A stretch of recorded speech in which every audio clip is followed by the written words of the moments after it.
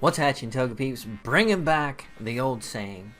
Oldmantup coming at you today, and today we are playing against Colton, aka ShadowGamingHub, and the Osaka Eevees.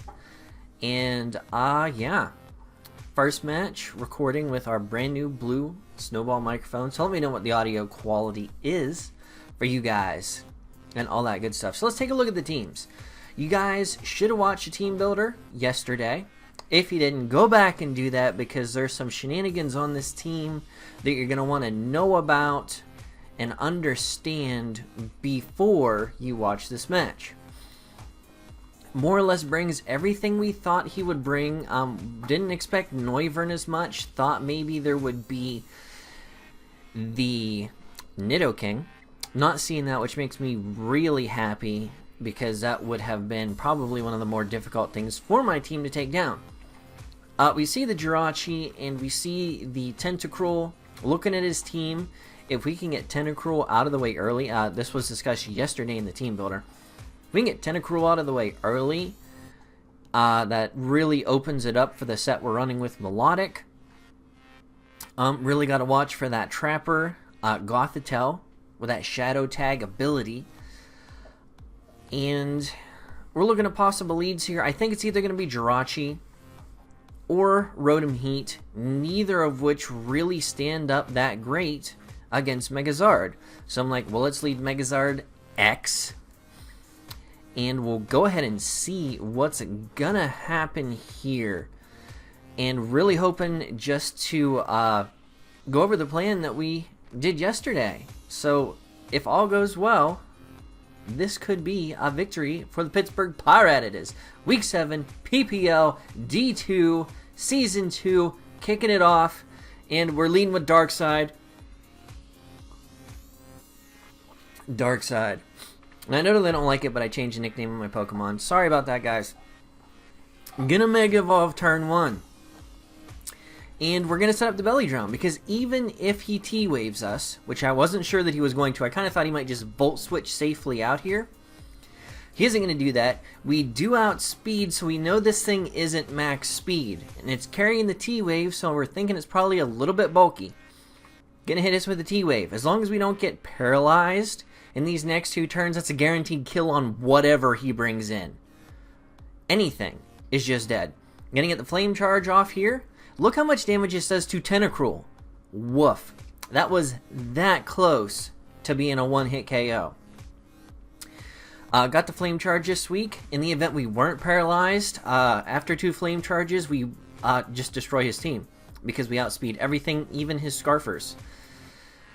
Do get the second Flame Charge off here. That is going to take out Tentacruel. Scald was not enough to take us out. I knew with the investment we had, we could take anything up to a Specs or Life Orb Hydro Pump.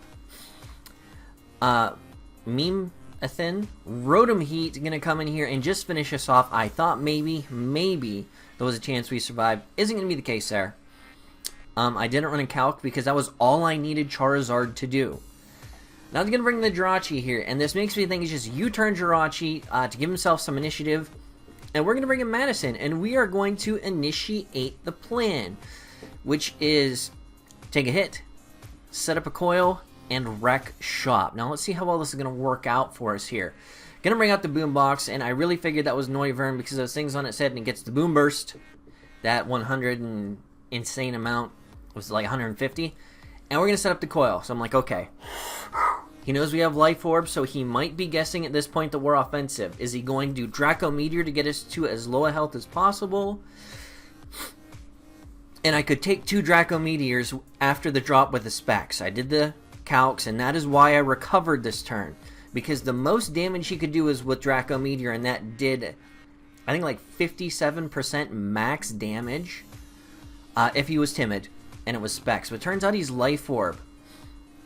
So I'm like, okay, those Air Slashes aren't doing much. If he doesn't flinch us, we're going to be able to just Blizzard this thing right in the face. And it leaves us with just above half health. It's going to bring back Memethin. No, I'm like, I'm max speed and you didn't outspeed, and this definitely isn't. So we get the Hydro Pump off. We are max speed. That is why you run the max speed. I don't know if that was a speed tie or not. I don't remember if Melodic and Rotom have the same speed or not. But I'm sitting here and I don't want to switch out. I have the coil up, so I know I can take anything outside of a Thunderbolt.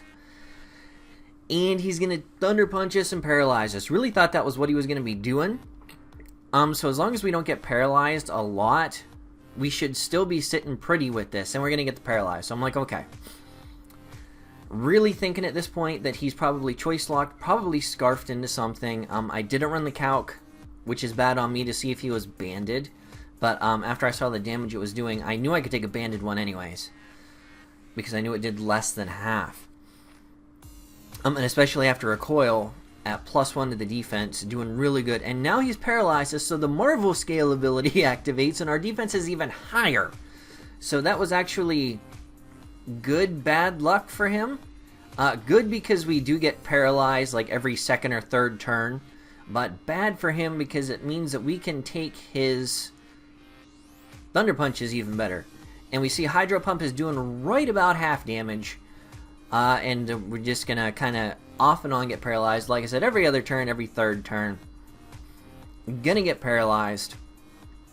And we're just going to keep recovering up here, because unless he switches out and starts going for Iron Heads and tries flinching us to death, we're just going to stay in and do this. Because as long as we don't get like 3-turn parried, we're not going to lose this exchange. He's not getting leftovers or anything like that. And all we're doing is recovering up on this thing's face. He's not doing half unless he starts critting us really bad. Crit at the range we were just at probably would have taken us out. But that's not going to happen. Going to go for another Hydro Pump here. And we are finally going to get 2 turns not parried. And we are going to get another Hydro Pump off. And that leaves us right about half health again. And we can leave a massive hit on anything he wants to bring in. Now, I don't want to mess around with this thing, because it can Calm Mind in my face, it can sub in my face. I know my Hydro Pumps are going to be able to break its sub, but if it starts Calm Minding up in subs, I could be in trouble. Especially if I start getting Parahaxed really bad. So we see it's a leftover set, so it is meant to be what I'm going to assume is a sub Calm Mind set.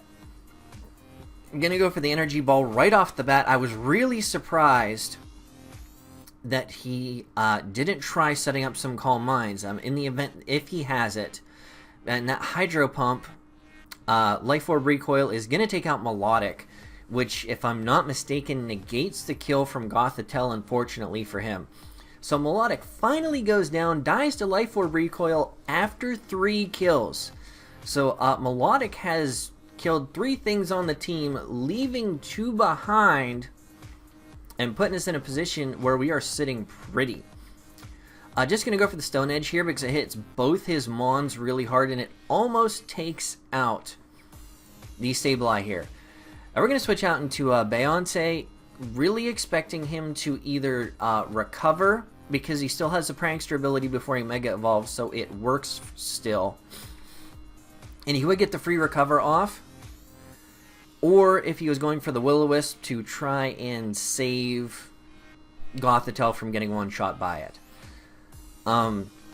He comes in and we outspeed, which I was a bit surprised about because we are full bulk, which tells me he is also full bulk. So he's probably defensive Calm Mind just like we are. But what he doesn't have that we do is super effective stab. So we're going to stay in and just keep Calm Minding till he stops or attacks us to see what he can do. I kind of thought maybe he would Toxic us or Will-O-Wisp us at some point to try and get the residual damage rolling. But he's going to go for a Shadow Ball here. And max HP at +2, I believe, at that point. And that does negligible damage. Aromatisse, one of the most underrated fairies in this draft format, in my opinion. This is the second team I've had it on. I liked it in the Season 4 GBA, where I rocked it on the Pirattatas there. Was definitely a good pickup, and I like it. It's, like I said, it's one of my favorite fairies to use in this format. Gothitelle's going to come in, go for the Psyshock, max defense bulk, that is going to do nothing. and Moonblast is going to wham, bam, thank you, ma'am, and finish it up. Aromatisse coming in at the end, setting up them Calm Minds, and getting 2 kills this week. So Beyonce the Aromatisse coming out this week with 2 kills. Melodic coiling up Madison from the Splash movie. If you haven't seen it, watch it. It's a classic. Madison racking up 3 big kills. So Melodic showing that when you underestimate and don't prep for its offensive capabilities, it can wreck a team. As it did. So, good game, Colton, aka ShadowGamingHub. Thank you for the match. Be sure and go and check him out, guys. Links will be to his channel and all his pertinent information in the description. Links in the description also for Pittsburgh Pirattatas merchandise. We have coffee mugs, we have root beer mugs, we have t-shirts, kid shirts, women's shirts, so we got all the good stuff. So if you'd like to purchase some Pirattatas merchandise, please do. Further the Pirattatas cause. But anyways, thank yous I need to throw out this week. Kelly, aka Under the Radar, for recording my match and making the thumbnail. Eric, aka Ashton Akai, for genning my Mons this week, genning them in a pinch, and thank you very much for that. You did a fantastic job and they performed phenomenally. Alright guys, this has been Oldmantup with Season 2, Division 2, PPL Week 7 matchup. So that makes us, we're like 4-3 now. Yeah, because we were 3-3 coming into this week. That puts us at 4-3, and I think that gives us a -4 differential overall. So we are slowly but surely climbing our way back up into contention for what may very well be a playoff run if there's playoffs in this format. So alright guys, this has been Oldmantup. Thank you for watching. If you enjoyed this match and you like Coil Melodic wrecking half a team, be sure and give that that like thumbs up button a little bit of attention down there. If you didn't like it and you hate Melodic, hit thumbs down. But let me know why you hate Melodic, because I thought just about everybody liked it, unless you have a horror story. Alright guys, this has been Oldmantup, and we will catch you on the flip side. Peace.